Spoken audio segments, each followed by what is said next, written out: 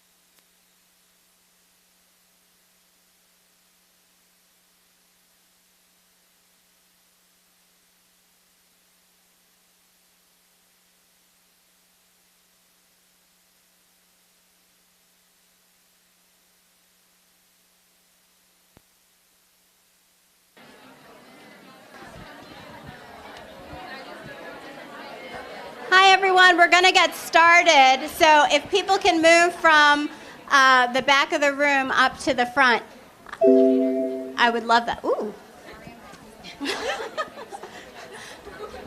There was a ding.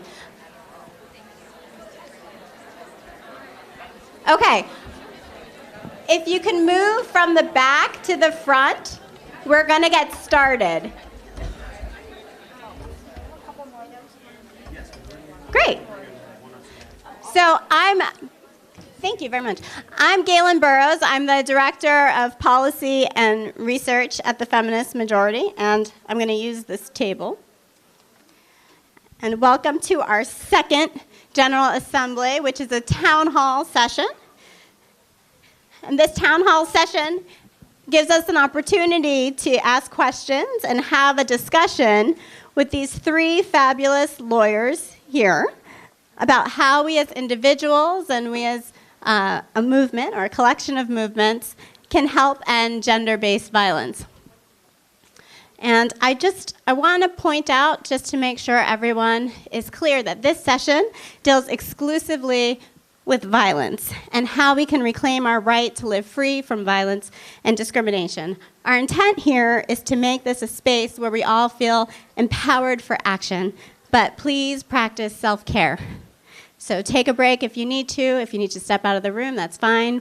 Rejoin us when you can. So each of us has a right to live free from violence and discrimination, but rights mean little unless they can be claimed, which was, of course, the theme of our first session. And that's why, and I'm going to just preview a little bit, and Kim can jump in. That's why Feminist Majority Foundation led the Rape is Rape campaign to change the FBI's definition of rape, which is the basis of their Uniform Crime Report statistics. The Feminist Majority organized this campaign, and as a result, the definition was changed to include all survivors, to remove the archaic notion that there must have been physical force for there to have been a real rape, and to be more inclusive of what counts as rape. And I mention this because it matters. It matters a lot. The old definition didn't recognize all survivors. It misclassified sexual assault and undercounted the problem. But if you're not counted, you see, you're not seen. And how can you demand rights and seek justice if you're invisible? So the Feminist Majority Foundation and Kim Gandy, who's here, led that campaign. We changed that, and we won. But there's so much more work to do. But I wanted to start with that because I wanted to start with a victory, right? We talk a lot about the statistics. We talk a lot about how much work there needs to be done, but we don't spend a lot of time celebrating our victories, because it's through our victories that we become empowered and we realize that we have power to continue to make change. So I wanted to highlight that at the very beginning. And there's so much work that all of you are doing on your campuses, organizing to make your community safer and helping to ensure that survivors have the resources and support that they need to seek justice, the justice that they want for themselves. And our panelists here are here to answer your questions. So you can ask them anything you want. They're here to answer basic questions such as, what are our rights? To how can we hold those who violate those rights accountable, and how can we change the system? So, and I had your bios. I probably don't need their bios. But joining us today is Akila Radhakrishnan. She's the legal director of the Global Justice Center, and she is an expert in international human rights law as it applies to women and ending gender-based violence. Her bio is in your program, so I'm just going to mention one quick fact, is that Akila just returned from Burma, which I think is amazing, where she was working with a team of other lawyers to help draft a new code on ending violence against women in Burma, which I think is amazing.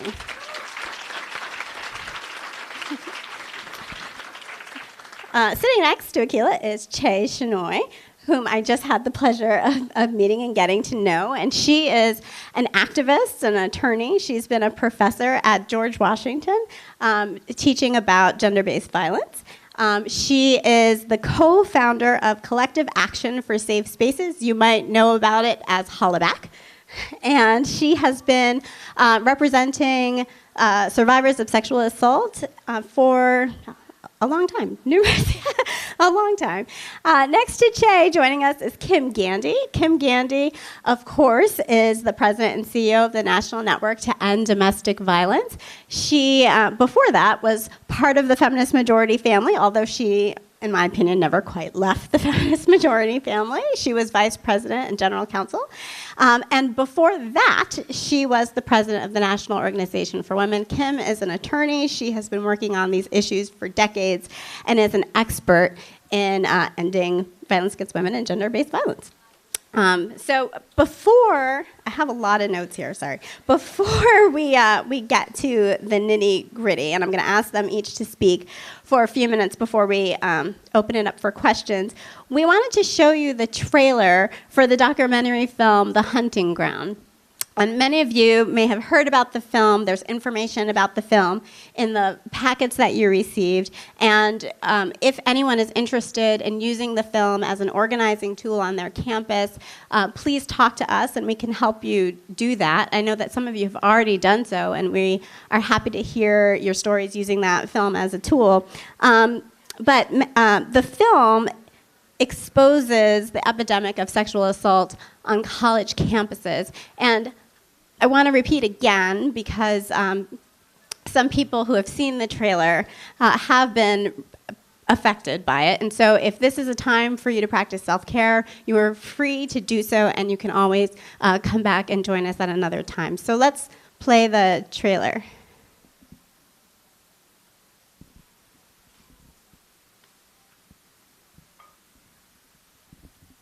I got a call from the Dean of Admissions asking if you were to get into Harvard, would you accept? And I said yes, because I knew my mom would kill me if I said anything else. The first few weeks, I made some of my best friends, but 2 of us were sexually assaulted before classes had even started.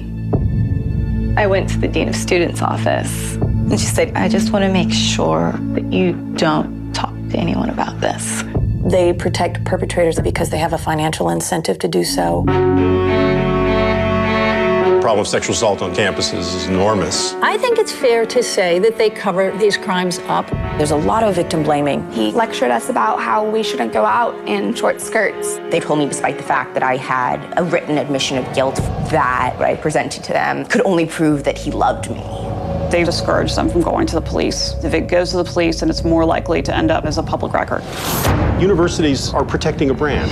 Campus police cannot contact an athlete. He won the Heisman Trophy with his DNA rape kit.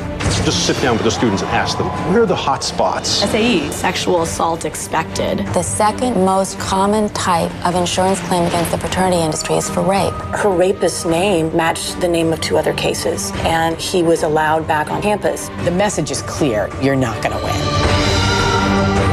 We started seeing, what was happening at campuses across the country. Why has no one connected the dots before? These students went from sexual assault victims to survivors and now activists. My name is Carolyn Luby. My name is Alexa Schwartz. My name is Ari Mostov. This is a national problem. We are fed up! I was getting threatened. It was working in their favor to silence me, and I was terrified. I thought if I told them, they would take action, but the only action they took was against me. We've got a lot further to go.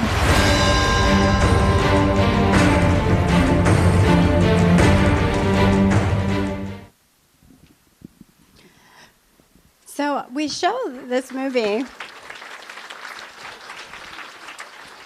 We're showing the trailer because it's just one example of the epidemic, really, of gender-based violence that we're facing in this country.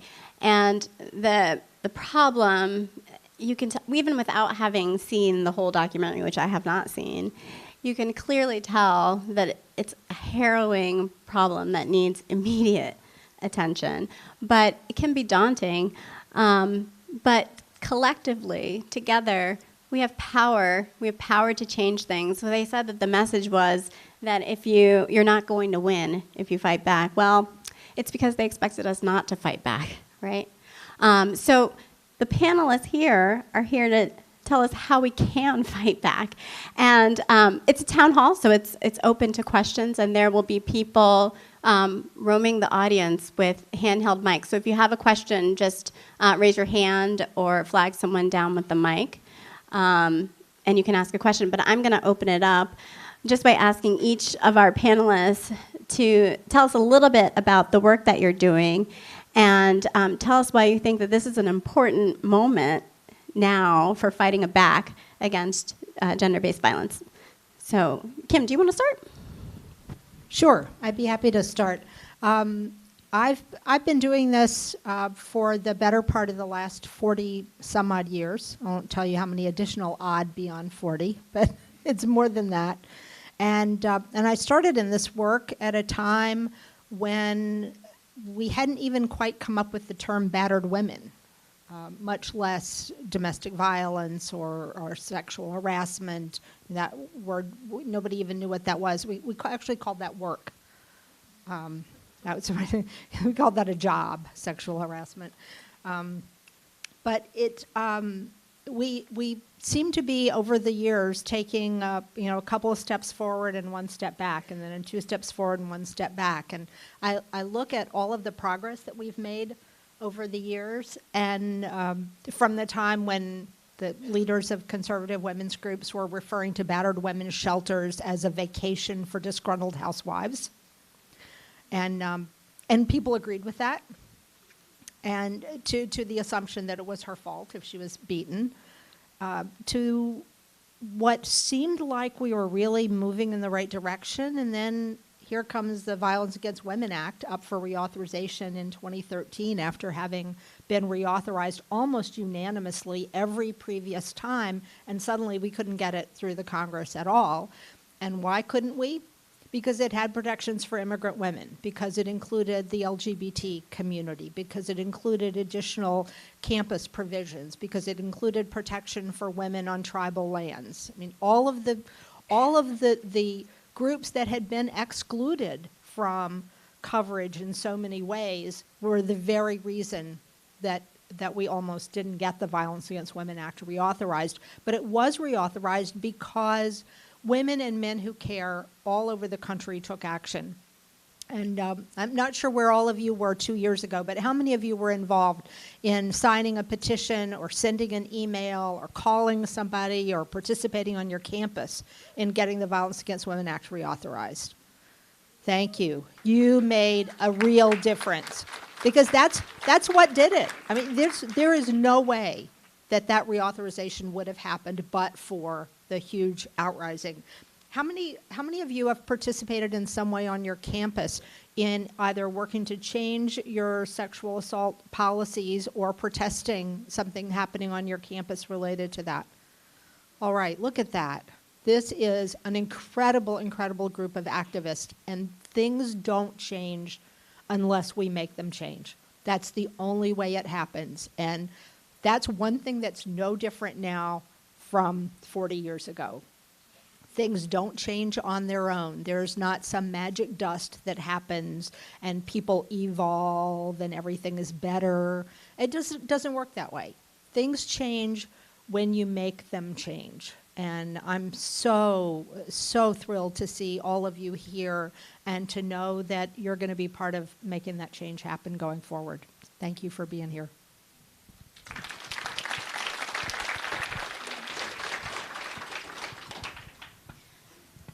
Good afternoon. I'm going to read this quote that I think just really captures what my life, my career path, my activism has led me to believe. You become strong by doing the things you need to be strong for. This is the way genuine learning takes place. That's a very different way to live, but it also has served me. It's been an asset as well as a liability. That's by Audre Lorde.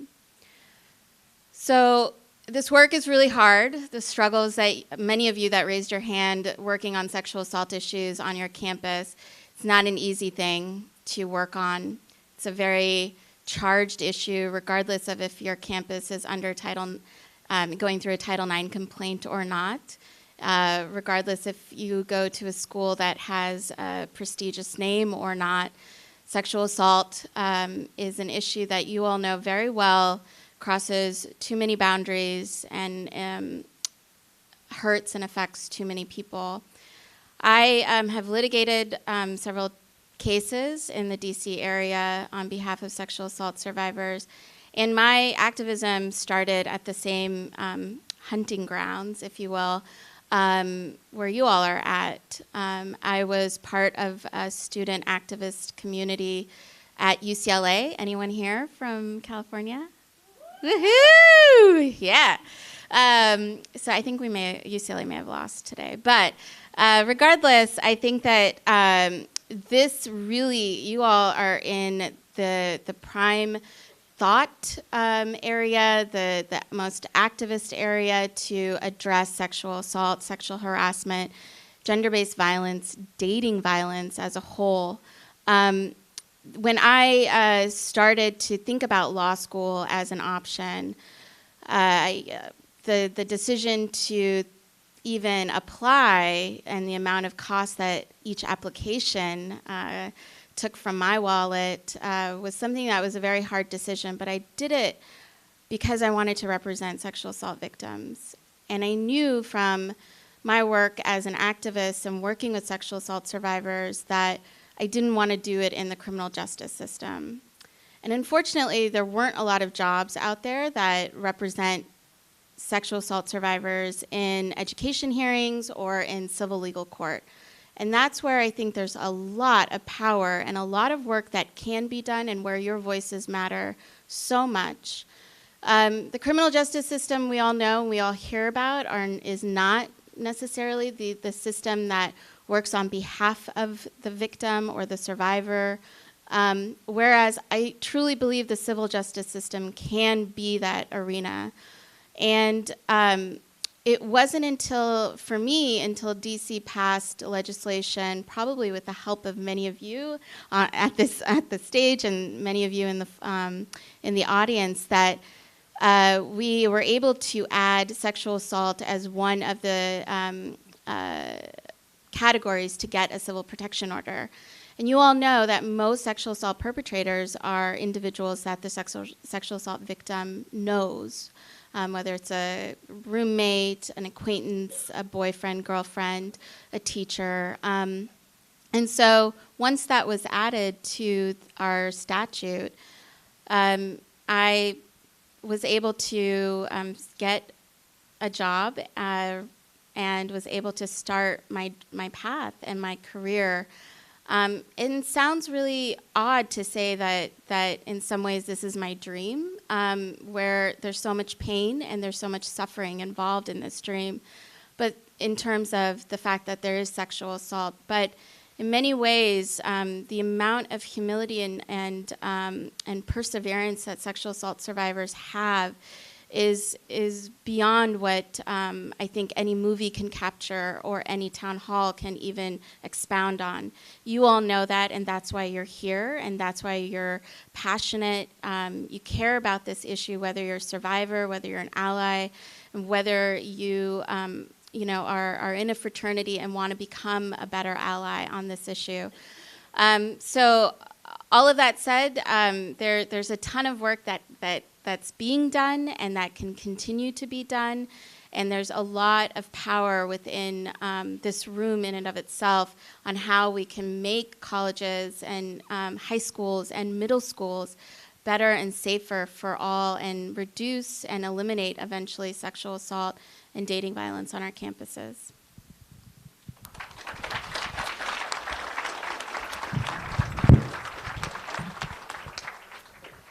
So I'm going to speak from a slightly different perspective, but I'm going to start with kind of why this has been an amazing moment for the work that our organization does, which is that 15 years ago, the Security Council found that sexual violence against women rose to the level of a threat to peace and security, and actually created an annual agenda where they consider sexual violence consistently. They look at issues, they sometimes will use it to impose sanctions on countries or parties that have used sexual violence in conflict. And so that for us has been, as advocates at the international level, has really helped raise the profile of sexual violence against women and in general issues affecting women, because it's a broader agenda on women, peace, and security, to not just be personal issues that happen in the home, but something that's of matter to the Security Council. And the U.S. has been a huge leader on this issue, despite kind of how we do things domestically. And so on that agenda, our organization does kind of works on two major issues. The first one is on ensuring access to safe abortion services for women raped in war. And that is, the U.S. is primarily responsible for the reason that women don't get safe abortion services because of the Helms Amendment, the restrictions that we put on the aid that we provide. But it's also, not an issue that people want to talk about. But in the last 2 years, our organization, working in concert with others, we've actually gotten the Security Council to recommend that rape survivors need access to safe abortion services and that UN states should be providing them.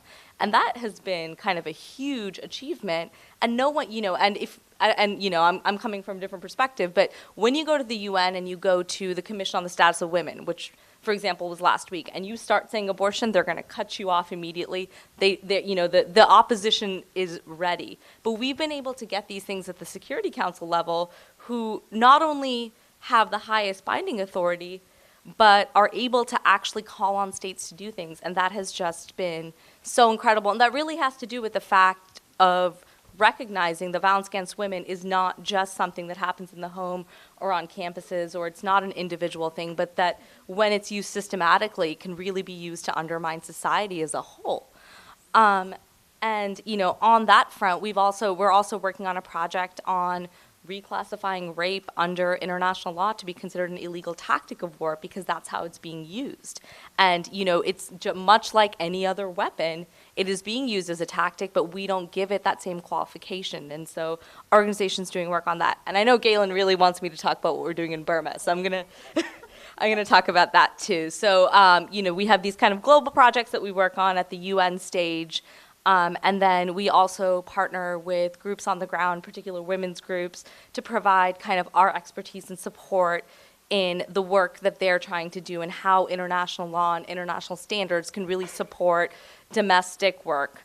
And one thing I will flag is one of our major tools is the Convention on the Elimination of Discrimination Against Women, which is CEDAW, and that is hugely helpful when we're working in a country like Burma. Unfortunately, the U.S. hasn't signed it, so it is not a tool that's currently available for domestic advocates, and we can get a bit more into that and what that entails.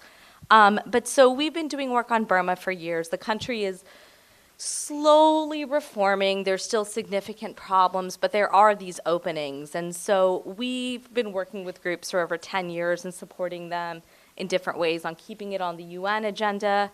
But now that the country's open, we've actually been able to go in and see how we can support other things that are happening. And so one of the things we were doing when I was there in January is we're working on supporting them utilizing UN human rights processes. So they have an upcoming review by the CEDAW committee. They also have an upcoming review at the Universal Periodic Review, which is a human rights council mechanism where you can assert your rights under international law and get the UN to make specific recommendations to say, hey, you need to change X, Y, and Z. And it's an important tool to be able to use. So I'm going to talk about it in the context of the Violence Against Women law.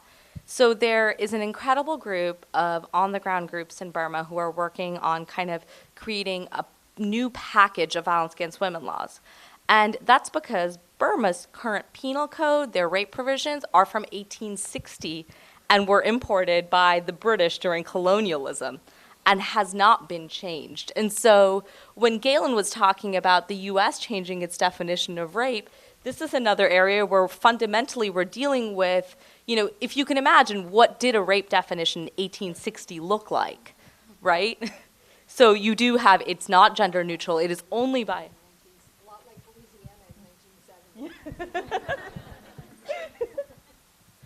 But that, I mean, that's exactly it, right? You love to. The people in the back didn't hear you, Kim. She said, what did the rape definition look like in Burma in 1860? And I said, a lot like the one in Louisiana in 1970. Sad but true. Yeah, but you know, just like the FBI definition, it leaves people out because under this definition, rape can only be perpetrated by a man against a woman. And you know, there's a slew of problems related to consent. The marital rape is only considered marital rape if your wife is under the age of 13. So these are the provisions that still exist, right? So when you talk about Burmese women being able to go to a court and assert their rights, this is the law that they have to assert their rights under. So if you're 14, you don't have a right to allege rape by your husband. And so they're working on, you know, finally reforming these laws, and it's an incredible endeavor, and we're providing assistance in how to use international standards, definitions. You know, the rape definition that the FBI used closely tracks with the definition that was adopted by the International Criminal Court, because it talks about, you know, you can use objects, right? The traditional definitions of rape are always about penile penetration of a vagina. That is how rape is defined classically. So understanding that different orifices, different types of things, gender neutral, it can be, you know, the perpetrators can be different. And so you need to be able to have the law in place in order to be able to assert that. So if you were a man raped by another man, you don't have a law protecting you. And similarly, they have no laws on domestic violence. You don't have an ability procedurally to get a restraining order against someone. And there's nothing that criminalizes anything that's, I'm not going to say lower than rape, but that doesn't rise to the level of rape unless it is a crime against a woman's modesty. So that, 1860. So that's what we're dealing with when we talk about, you know, looking at these laws. But what's great is using CEDAW, using other things that Burma is a party to, we're able to recommend international standards. And the other thing that we're going to do in parallel while they're drafting this is utilize these upcoming human rights reviews. So CEDAW is going to be CEDAW's reviewing Burma next year. And so, you know, the committee has already recommended that they change that they create a marital rape law. And so being able to use that as an advocate to say, as you know, this is your obligation under this treaty, you need to change this law, it gives advocates on the ground an incredible handle. And so that it's some of the most interesting part of the work that we do is getting to support what the women on the ground are doing. And often, you know, one of the biggest things with the international obligations is there's not a translation. So all this stuff is happening at the UN, but it doesn't trickle down at all. And it's incredibly important that the grassroots people be armed with the knowledge of these rights, how to utilize them, and how to assert them. And so that's the other part of what we do. And I think I'll stop there and just let you. Great, thank you. I think that was a good introduction.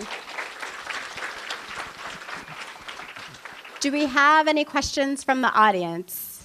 We went over there. Mm-hmm.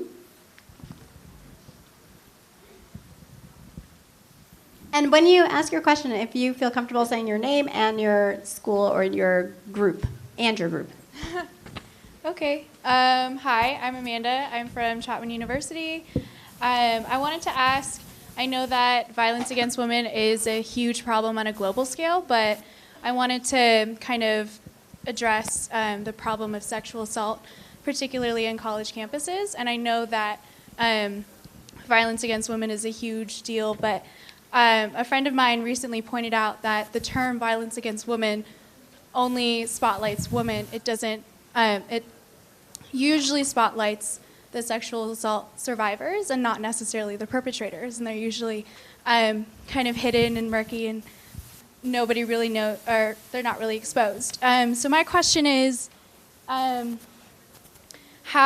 do we move forward? What steps can we take to sort of address the problem of sexual assault and being sensitive to sexual assault survivors without having to constantly put the spotlight on them?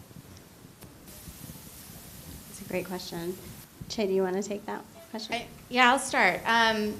So that's a really, I think, a very good question in terms of what does collective action around sexual assault look like, right? So we talk about the legal system, and we're talking about Title IX and the educational hearings, and that is individual to individual, right? So it's an individual survivor and university against the alleged perpetrator.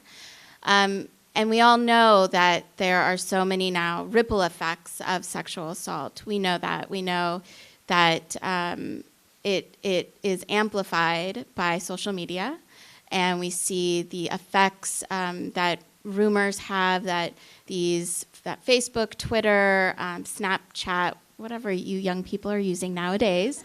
I just learned about Kik. I didn't even know what that was. So yeah, I was like, all right.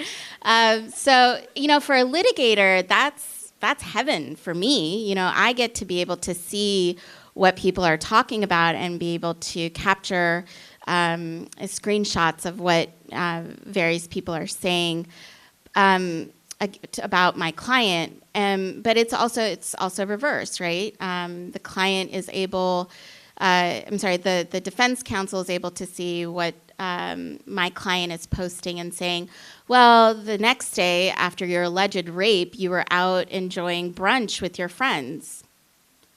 All right. And you were smiling. All right. So it must not have been rape. Right? So these are individual acts, but you're asking, what can we do collectively outside, taking the spotlight off of the individual acts and saying, this is a community ownership of an issue.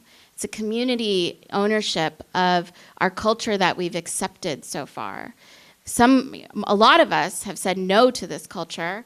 Some of us are in this room, some of us are not in this room, but we haven't collectively embraced it yet, saying we will refuse this type of behavior, and that we refuse that that people are doing this behind closed doors, that hearings aren't public, if the survivor wants it to be public, that there's not more people in civil protection orders in the civil courts. There's not enough people packing the courts like there used to be, or not even used to be. There used to be different women's groups and organizations that would go to hearings and ensure that judges were actually doing their job, and that they were listening and not asking demeaning questions and not allowing attorneys to get away with certain procedural rights that they're saying that they have. So when we don't do that, when we start not holding our systems accountable, then that's when we start to see the ripple effect again.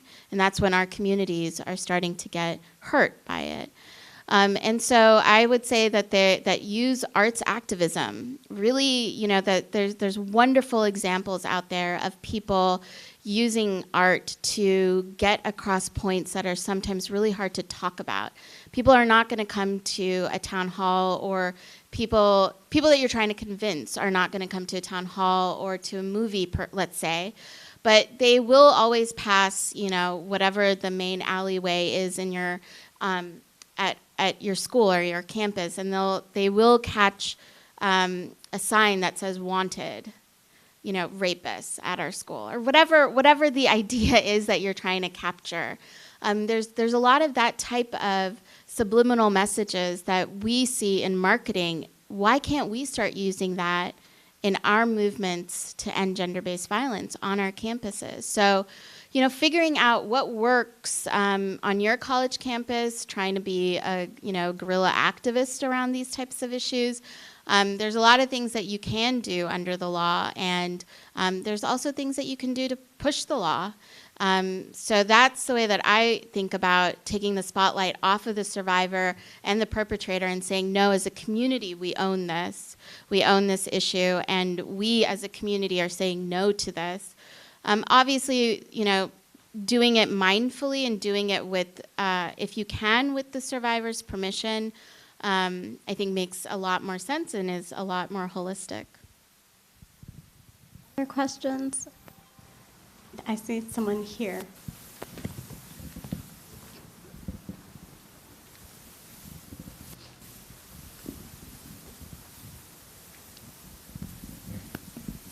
Hi, my name is Allie. I'm the president of Feminists for Action at Ball State University in Indiana.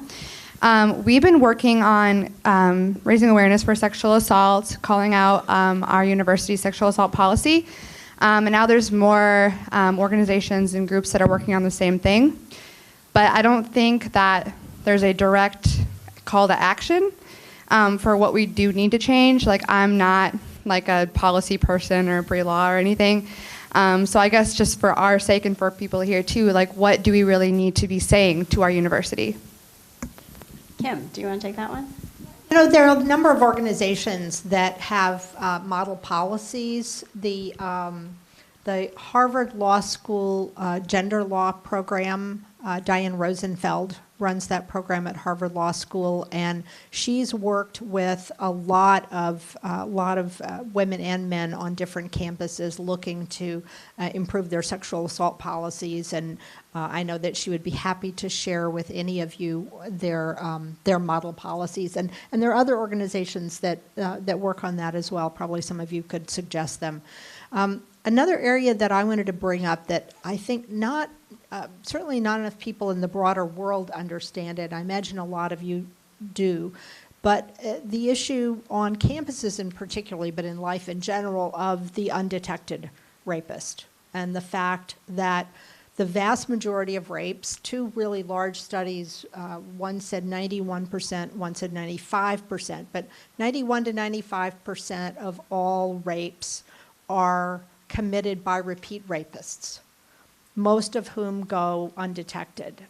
One of the studies included 1,882 college men who, of them, they were asked questions about behaviors. They weren't asked, did you rape? But they were asked, did you do this? Have you ever done that?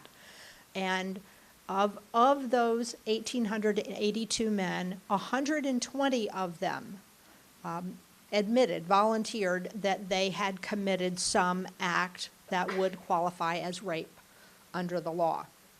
Now, 120 out of 1,882. So that's a small percentage of men. It's, 7% maybe of the men had done something that would be rape or attempted rape. How many of those 120 do you think admitted doing it only once? Guess. 10, 3, 0. Actually, 44. 44 of the 120 said it only happened the one time, never happened again. Now, this is self-reported, of course, by them. But of the remaining 76, of the 120, between them had committed 439 acts that they admitted to. So that was an average of more than 5 each. There are other studies that show an average of 7 each. And it wasn't limited to rape. Those 76 men, between them, a total of 1,225 separate acts of interpersonal violence, whether it was child abuse, physical abuse, sexual assault. So you're looking at a small number of men who do it over and over and over. And one thing that these men had in common, these were all undetected. None of them were in prison. The whole point of this was to look at how are the ones who end up in prison any different from the ones that don't end up in prison. And in many ways, they're really similar. And in one way, they're really different, which is that they are extremely selective about their victims. They engage in no stranger rape. 100% acquaintance rape. Acquaintance could be somebody that, who picked you up in the bar, you picked them up in the bar. But it was somebody that you met, somebody that you knew, at least in passing. And one reason that they escaped prosecution is because they were very adept at identifying likely victims, either someone who is unlikely to report or someone unlikely to be able to report. They also, virtually to a person, said that they used alcohol deliberately to render their victims more vulnerable, if not to render them unconscious entirely. Very purposeful on their part.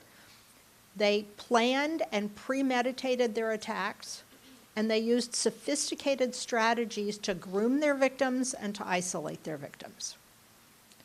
So it's something, I have to say, I have 2 daughters in college, and this is the one conversation I had with them before they went off to school, was about repeat rapists. And I said, if somebody tells you, names a guy, stay away from him. I don't care how cute he is, how many girlfriends he has, how nice he is to you. Why take chances? And if 2 people say his name, don't get anywhere near him. I have a follow-up to that, Kim, in terms of repeat rapes and reporting. So in the news recently, we've seen Detroit, the city of Detroit lost their rape kits and then did not have the money they claimed to test the rape kits or process the rape kits. This isn't a new problem. We've seen this in Memphis. There's actually a lawsuit happening in Memphis right now because of unprocessed rape kits. Several other places. And my question is this. The excuse has always been, we don't have the money. Even though, strangely, Congress appropriated the money to process these rape kits. And Vice President Joe Biden just did another press conference where he announced more money in the budget for processing these rape kits. Do you think that money is the real issue, or do you think that there's lack of will, or do you think it's both? And what can we do about it? At some level, I think it's lack of knowledge. I'm not even convinced that police departments truly understand about repeat rapists and what a huge number of rapes are committed by the same people over and over. I think if they really understood that, they probably would put more priority on processing that DNA, knowing that when they do get a hit, chances are they're hitting somebody who's done it several times already and they're saving several future victims. That's what happened in Cleveland, or didn't happen in Cleveland. They found that if this DNA had been tested for the several rapes this man had committed, he probably would not have gone on to murder 5 women subsequently to that. He might have been caught before that. But that's one of the issues, that when you find on your campus that the same person has been reported by multiple women, it's time to really take that seriously, because you have a serial predator who is endangering your campus. I agree that I think that police and the criminal justice system as a whole is not really educated on the crime of rape and how undetected most rapists go. But I also think just fundamentally that there is a lot of mistrust towards survivors of sexual assault, that people just do not believe their stories. They do not believe their experiences, and that is just so profound in every single systemic viewpoint of women in particular, and of sexual assault survivors, that, I mean, this is, when you talk about domestic violence, I think there's still that disbelief that people are like, are you sure you're a domestic violence victim? But not as much now. I mean, so that's something we can learn from the domestic violence movement. Not so much, that type of questioning isn't there as much as it was in the previous decades, and that we definitely see with sexual assault survivors. I mean, they just do not trust women and do not trust sexual assault survivor stories, whether it be women, whether it be a gay man, a trans person's story as it relates to a sexual assault experience. I think that this is one aspect of it, but I also think that there is something much more malicious underneath it. It's negligent, right? And this is a question for you, Akilah, and what can we do about it? I mean, I think it was last year, the Black Women's Blueprint submitted testimony to the Committee Against Torture, basically arguing that state violence or state-enabled violence against Black women in particular constituted a form of torture under international law, and that they should be held accountable. Is there something, how can we domestic, we're mostly here domestic advocates, use the international system in order to push for more state action, more positive state action? Well, so for one, the Universal Periodic Review of the U.S. is coming up in May of this year, and we're engaged with that, and we're challenging the Helms Amendment through that system as in violation of U.S. obligations under kind of a range of treaties that the U.S. has signed. And I think that, the U.S. has a very limiting view of international law that's incredibly unfortunate and I think harmful to the way that advocacy can be conducted here. I was just reviewing kind of the report on why, the kinds of rhetoric around CEDAW, right? So the U.S. is one of 7 countries that has not signed CEDAW. So we have 182 parties, and then the U.S., Somalia, Sudan, and then a couple Iran, of Palau, a couple Tonga. of island nations, yeah. And it's embarrassing. Don't forget Papua New Guinea. And one of the things is, I was talking to Galen about this, but a lot of the rhetoric around CEDAW ratification, which is the most comprehensive treaty on women's rights, it has the broadest definition of discrimination, which we don't have in this country. It requires you to not only look at laws that facially discriminate against women, but laws that have the impact of discriminating against women. And it's about both achieving substantive equality and about eliminating discrimination. And they've very clearly found that violence against women undermines women's ability to achieve equality, right? So that is, this is an incredible body that exists that we should be able to use. And, it's the U.S.'s suspicion of kind of who are these external people telling us to do these things.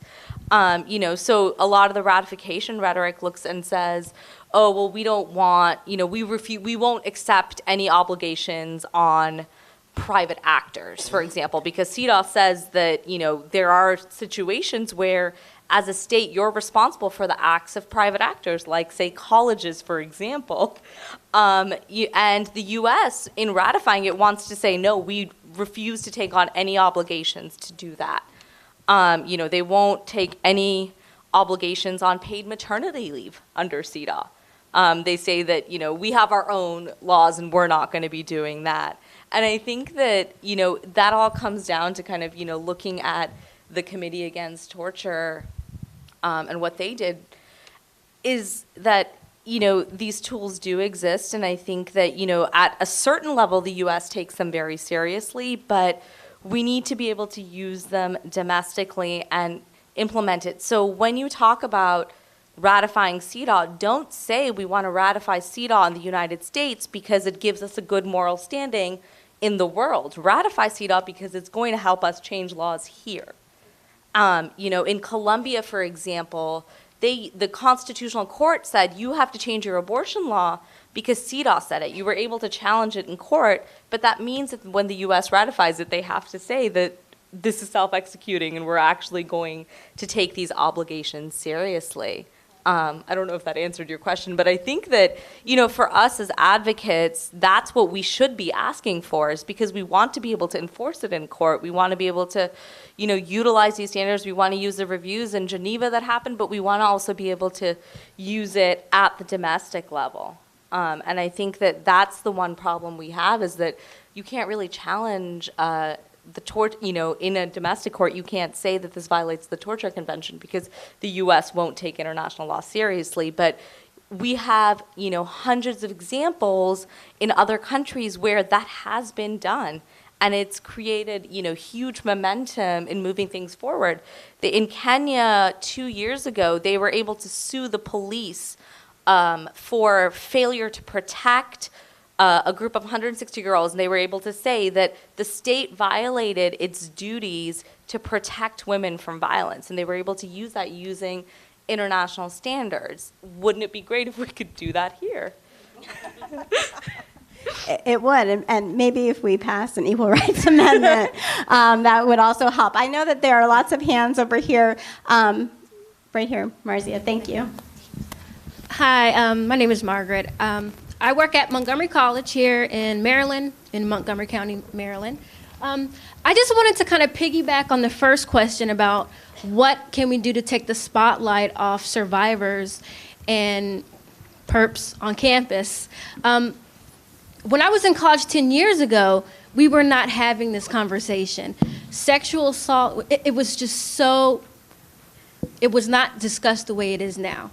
We need to keep talking about it, and I know we don't want to put the spotlight on survivors, but that's the only way to educate. Administrators of colleges and universities, they're smart, quote, smart, but they don't know what, rape is, their definition is very different. And we need to teach them. We have to teach them. We have to talk about it. We have to keep the knowledge out there. And unfortunately, they do, shame the victim in that. But this conversation just started, and we need to keep talking about it. We have to educate, and that, that includes, the person saying, "Hey, I was raped. It's not right." And I think that is where we are in that right now, but we weren't having this conversation 10, 15, 20, 30 years ago. And we need to educate, keep talking about it. Thank you. There's someone with a hand up over here. Well, there are lots of people, so. Yeah. Okay. Hi, my name is Kaylee. I'm from Liberation in Progress, the feminist group at the University of Akron. And we are actually one of the, 100-something schools that are under investigation for mishandling Title IX cases. And we recently just had a situation on our campus where rape threats were distributed to a professor through a flyer. Her personal information was posted around her office and stuff with an invitation to gang rape her. And the authorities that were supposed to handle it even more vigilantly, I think, because they're under investigation, were totally inadequate. The Title IX coordinators did not get in contact with her in a timely manner, and she actually had to contact the police herself. They weren't informed by anyone who was supposed to inform them, and she wasn't given resources for the Rape Crisis Center or anything like that. So me and some other people on our campus's student advisory committee for the sexual assault response team, we were looking at our campus's sexual assault policy and trying to pick it apart and see, where each of these people went wrong and how they could have done it better. So I guess my question is just once we figure all that out, how do we create that accountability? How do you, show that these people, didn't handle this properly, and how do you hold them accountable in the future? You could file another Title IX complaint. Yeah, that's one way to do it. And especially if you're looking at your sexual assault, your school's sexual assault policies and seeing what went wrong, that as opposed to what should have happened according to your policy and according to Title IX. I think as an employer, if it sounds like the individual target was the employee, and so she also might have other legal remedies against her employer if she decides to go down that route. But and then I would write about it. write about it in your student paper. Create your own flyers and put that around your school. Do a lunch hour luncheon or what have you to make this an issue that your school is already under a Title IX complaint process, and they may not. It gives them an opportunity to say why they didn't do what they did if you invite them to your lunch and learn. But it also provides for an opportunity to educate, what your colleague just said, to continue that educational process of what Title IX is, how to use it, and who it applies to. So that's what I would suggest. Those are really good suggestions, and you want to make certain that the Civil Rights Division knows that this has happened, because the university's not likely to volunteer the information to the investigators when they come out. I hope you're doing something to support this professor, something publicly to let people know, to let her know, but to let everybody know that she has support. And you suggested using art earlier. Che did. Art is a great tool for this kind of thing. If you can narrow down who you consider responsible for this not being taken care of. I mean, what if you printed a little poster and you used it to cover up all of the mirrors on campus, and it said, Dean Smith doesn't care about rape, or something, because people walk by, they look in the mirror every time, right? So your posters are going to get seen there more than anywhere on campus if you cover up mirrors with them.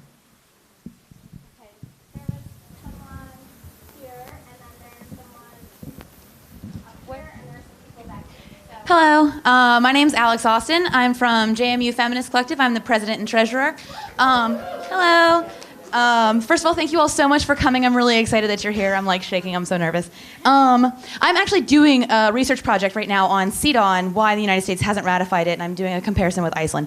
And so I was just wondering, personally, because do you really think that the reservations inhibit the effectiveness of the treaty? Because, I understand that the reservations are supposed to not go against the integrity of the actual treaty, but they're kind of disgusting. So not only that, but other countries who've also ratified this have also, blatantly ignored the fact that they ratified the treaty. And then also, because you talked about the torture treaty, and there was actually a study that said that most countries that ratified the torture treaty are more likely to perpetrate torture. And we torture anyway, but treaty or no. And I was also wondering if you really think that it's sovereignty that we haven't signed CEDAW, because I have a couple of different hypotheses on why, maybe it's like a religious connotation. But I also just wanted to reiterate that I don't think that we should ever ratify CEDAW because it enhances, we're going to go save somebody in another country because, they got to do it themselves. It's great. But I was just wondering why you don't think we have ratified.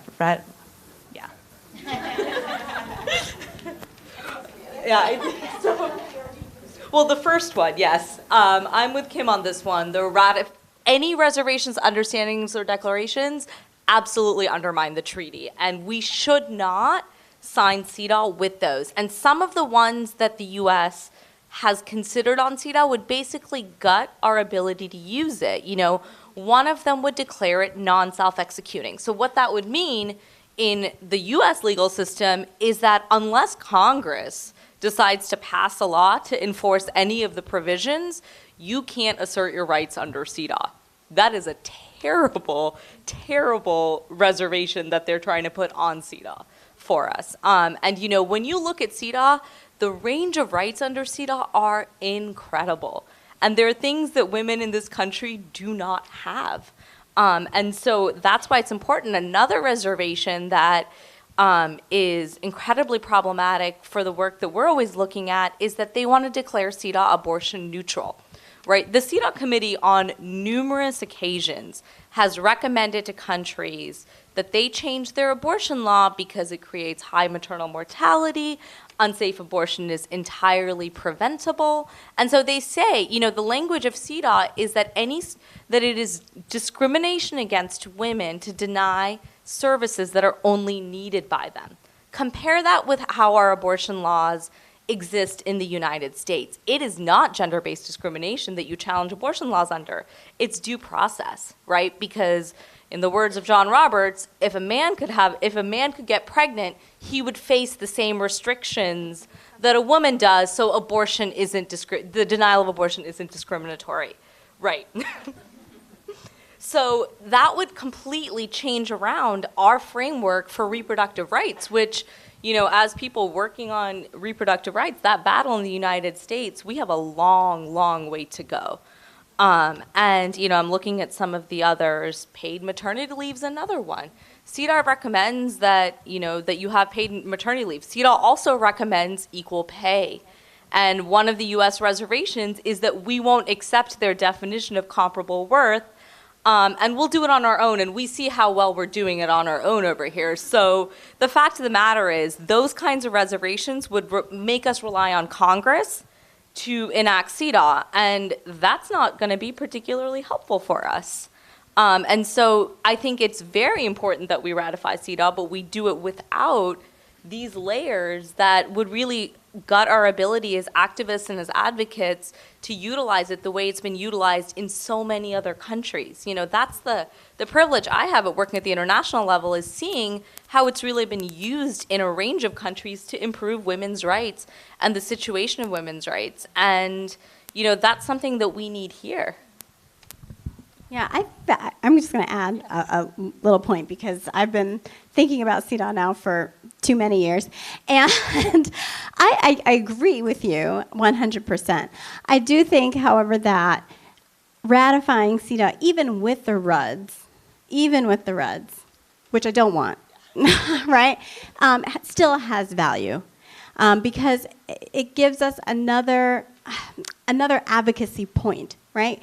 If we have CEDAW with the RUDs, or if we don't have CEDAW, right? It gives us another tool to use to push for more action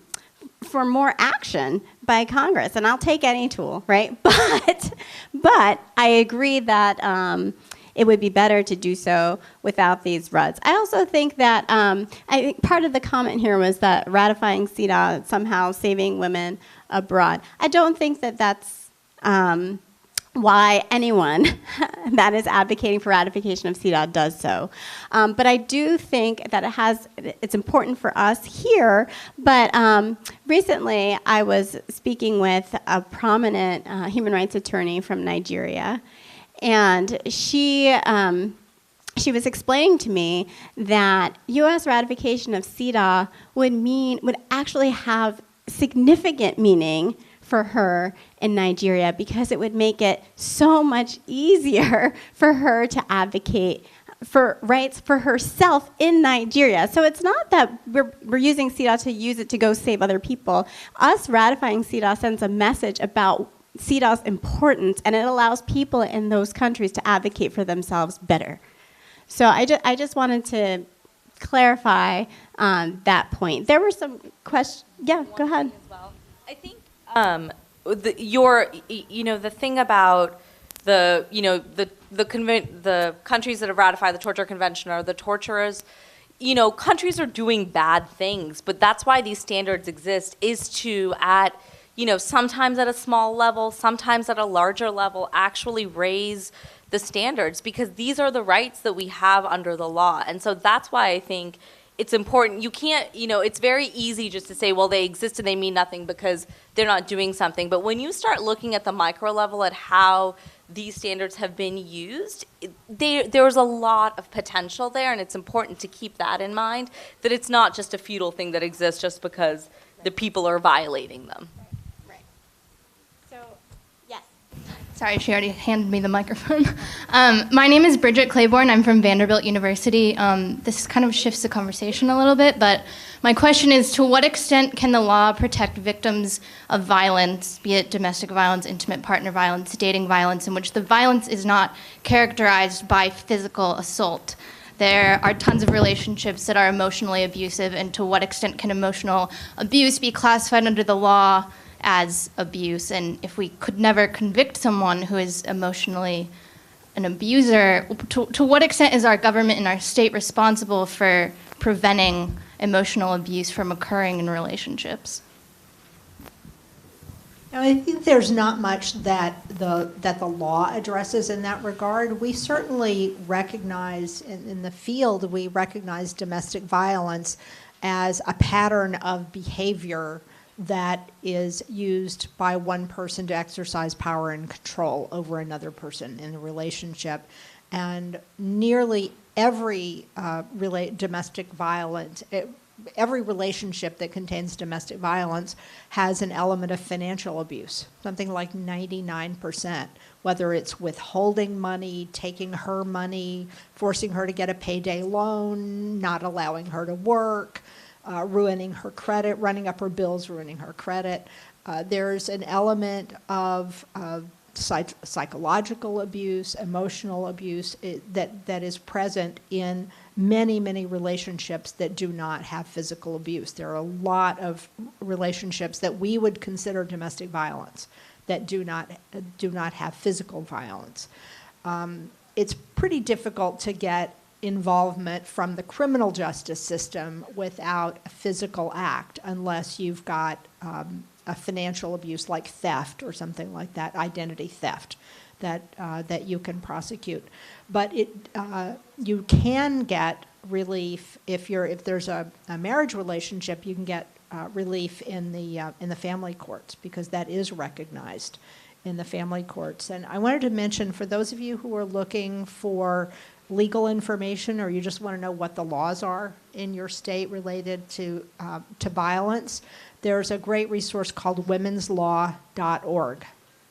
And it's state-by-state, plain language legal information. So you can put in your own state and you can see what the requirements are for temporary restraining orders or what the stalking laws are or whether one party can record a telephone conversation or whether both parties have to consent. I mean, there's a whole range of things related to these areas that are in plain language, and they address your own state. So it's a great way to look up basic information. Anybody else want to add to that? Yeah, I mean, I would just say that it depends on the state that you're in, what the relationship is between the perpetrator of dating violence or domestic violence and the victim, because you can get a civil protection order in DC having just dating somebody, which would cover many of the relationships that. Yeah, with emotional abuse. I mean, it's not a very. I think emotional abuse in general is very hard for people to come forward with, right? Physical abuse, again, there's the belief, but emotional abuse, people are again questioning, are you sure you didn't do anything to prod him or her to say that to you? So I think that's where technology, I think, has been such a huge boon to survivors of dating violence and domestic violence, where the primary source of the abuse has been emotional abuse, and then it leads to potentially other harmful, either criminal or non-criminal acts of stalking and other forms of abuse that Kim was mentioning. Over here, you. Okay. Hi, my name is Rachel Clay. I go to Appalachian State University. I'm the vice president of the App Social Justice Educators, and I'm the student rep for the Interpersonal Violence Council for the Chancellor. And we've been doing tons of policy change this year. We went through an investigation a couple of years ago, but it didn't really do much. It just created like a lot of task forces and committees. And so my organization, our biggest barrier has been balancing victims' choices and campus safety. So that as far as policy increases for sanctioning, trying to get the sanctions higher, they say, people won't report if the sanctions are higher. There's not any, from what I understand, there's no evidence but it would protect the safety of the campus regardless. And we've also had a big issue with the culture of compliance on our campus, complying just to the bare minimal standards and not having any cultural shift. And there's really no incentive for them to not do that as far as administration goes. So that was a two-pronged question of do you have any suggestions for coming over the barrier that is the cultural compliance of universities? And how do you balance higher sanctioning and like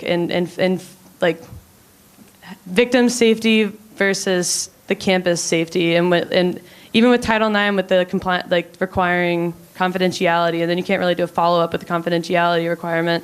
So it's just the balance act is hard. If you have any suggestions that I can bring back to them. So.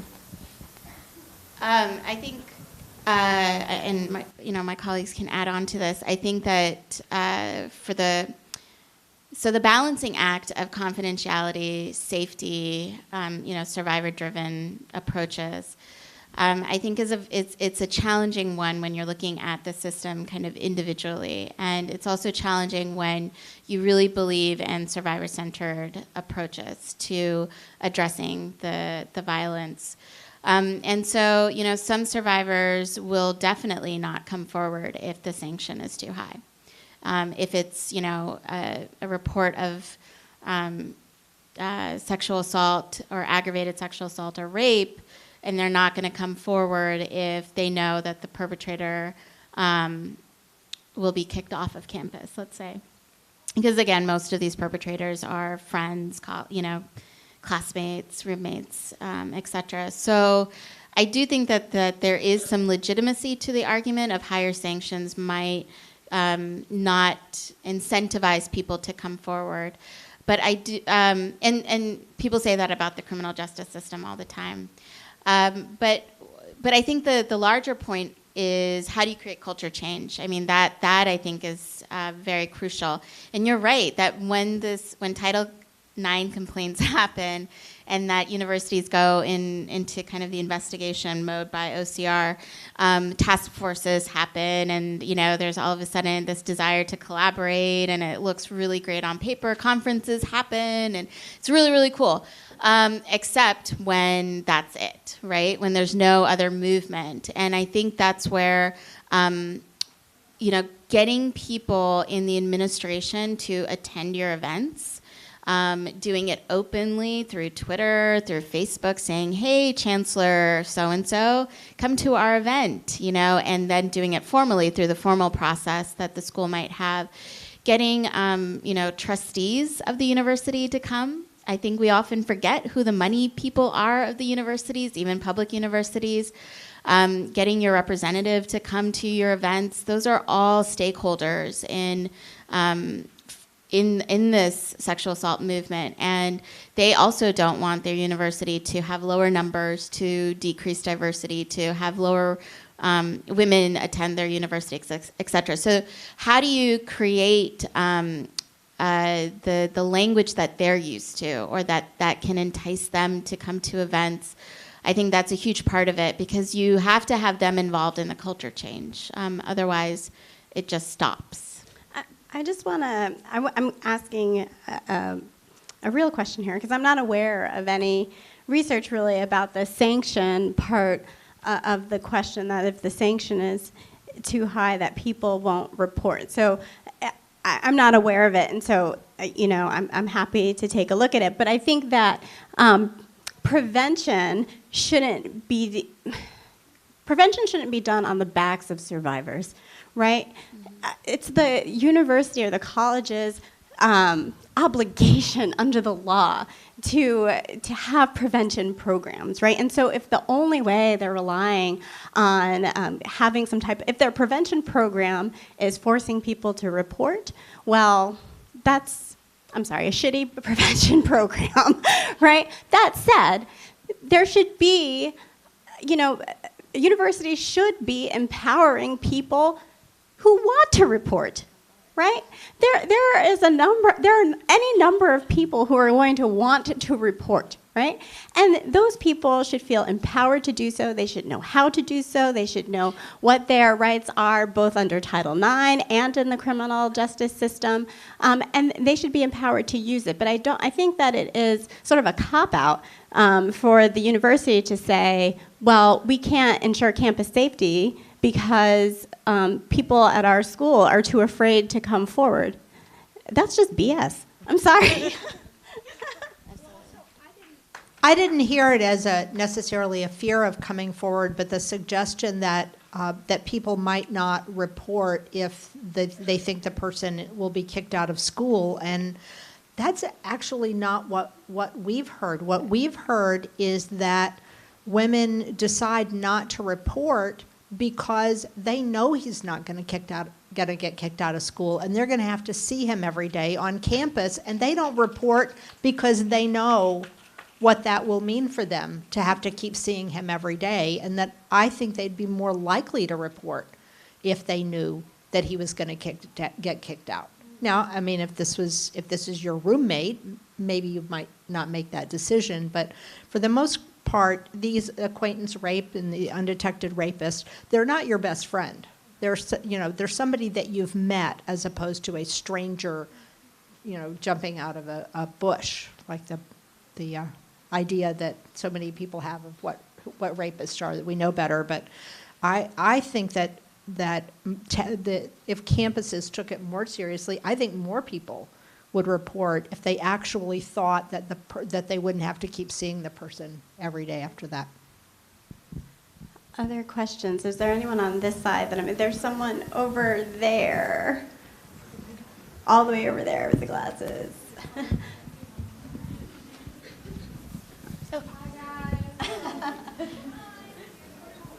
I'm just really grateful to be here because you guys are so smart and really, oh God. We don't get to be in these spaces like in a big group that often, so like it's awesome.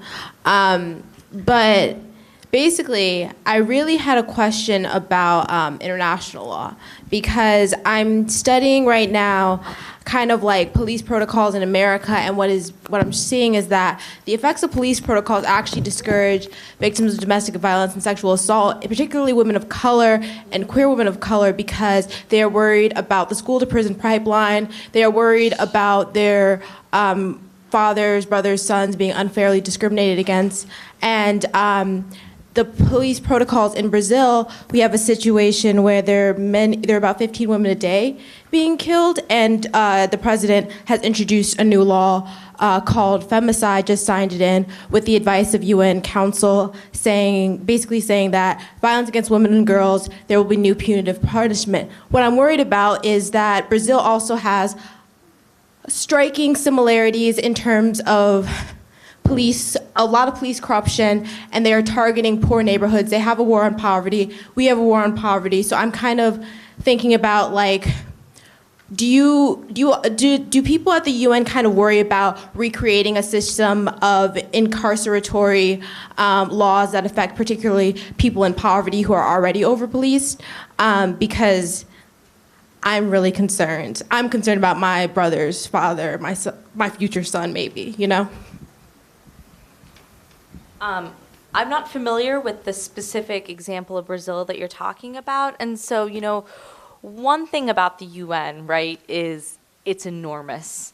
And so I'm not sure who was UN counsel on that issue, but there are, at different levels, people who are committed towards, special rapporteurs who are human rights experts on imprisonment, and very strong recommendations have been made, I think, from the Committee Against Torture, from the International Covenant on Civil and Political Rights Committee, towards reducing rates of incarceration in the United States and really taking, stronger steps towards that. And so I think, it's hard to generalize overall about international law because, again, it's much like Congress. It can be individuals, it can be legislators. But I do think that, overall, many of the human rights standards are very concerned about the, the social, economic rights. And one thing I'll say is another treaty that the U.S.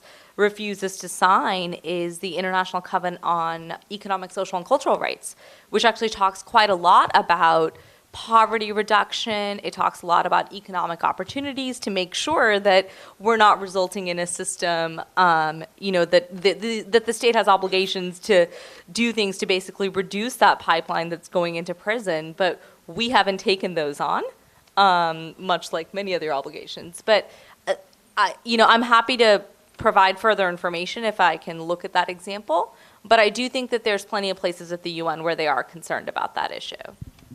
Okay, we're almost at it. We're out of time, but I'm going to do one more question, and there's someone standing who wants to ask a question. Thank you all so much. My name is Karen Curry. I'm a geriatric social worker and it's just such a thrill to be in a room with everyone. And this is not to blame the victim in any way, but I think we can't overlook historically the need for women of all ages to look at the correlation between alcohol and violence. In almost every case of violence, we know that there's a correlation between alcohol and violence. And so I'm inviting all of us to really think about what we can do on our college campuses and in our society for a cultural change, for taking responsibility for our own health and well-being. Thank you. I address that. Thank you. I mean, one of the things that we know frequently domestic violence is blamed on alcohol, and we know that men who abuse don't abuse any more or less because they're drinking or not drinking. They have a perfectly good ability to control themselves in front of their bosses and in front of other people, and alcohol is actually something that is frequently used by repeat rapists, by undetected rapists to render their victims unconscious. That's a victimization on the part of the perpetrator, not something that the victim has done to bring that on. So I think that we need to make certain that while we do everything we can to keep ourselves and our sisters safe, that we also put the responsibility where it belongs. And I just want to add one final thing. The last question about communities of color, and I think that there's a real sense on the part of the domestic violence movement nationally that there's been an over-reliance on the legal system. It was something so many decades ago when the police never took any action at all, or they came and told him to take a walk around the block while they, patched her up or sent her to the hospital and let him go back to the house. And that was just the norm for so long that the movement got really excited when suddenly the police were actually willing to do something. But now in so many communities, victims who are truly victimized are afraid to call the police because they're afraid that he's going to come back from the police station looking worse than she does. And that's really not where they're trying to go. And so there's a real effort around the country to look at what we can do as communities. And as one of my colleagues says, this kind of thing, domestic violence is going to stop when he stops being invited to family dinner at mom's house on Sunday, when he starts getting excluded from the kids' birthday parties, when he is banished from the family reunion because his family doesn't talk to him because they know what he does. And when perpetrators are shunned by the people they care about, like NFL players, they care what their teammates think. When their teammates start shunning them because of their behavior, that's when you're going to see the behavior change. Well, we're out of time, so I want to say thank you again to our panelists, and I'm very sorry that we didn't get to everyone's questions, but hopefully we'll have these conversations ongoing all weekend. And I know that there were some announcements about tweeting with the hashtag. So Taylor, come give your announcements.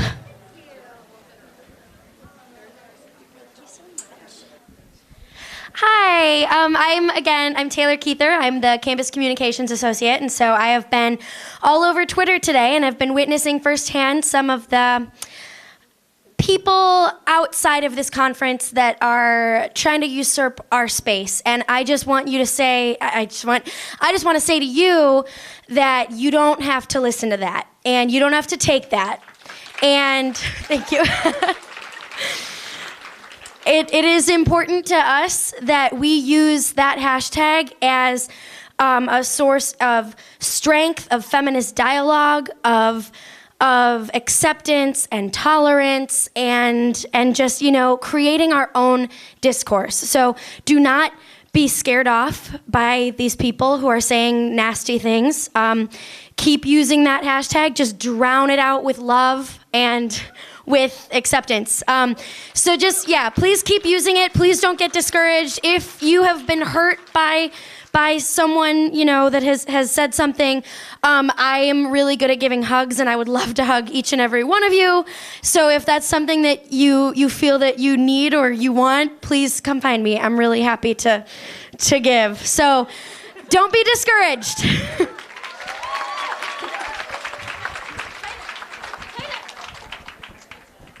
All right, enjoy the caucuses.